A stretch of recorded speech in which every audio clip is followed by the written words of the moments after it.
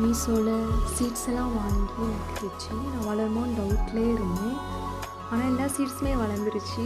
என்னென்ன இருந்துச்சு பார்த்தீங்கன்னா, ஃபஸ்ட்டாக பார்த்தோம்னா லெமன் தான். லெமன் ட்ரீ இது வந்து செடியாகவே வாங்கிட்டேன். நான் அந்த மண்ணுக்கு வச்சு நல்லா வளருமா என்னன்னு தெரியல, ஆனால் வச்சுருக்கேன்.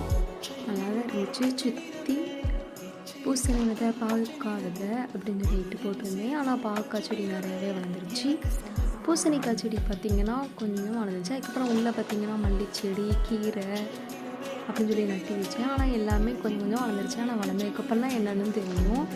இதில் என்ன பார்த்திங்கன்னா கத்திரிக்காய் செடி, மிளகாய் செடி, தக்காளி செடி எல்லாமே போட்டிருந்தேன். அதுவும் கொஞ்சம் கொஞ்சமாக வளர்ந்துருச்சு.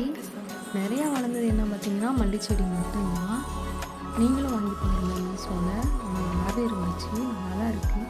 வாங்கி போட்டுக்கோங்க, வளர்ந்துடும்.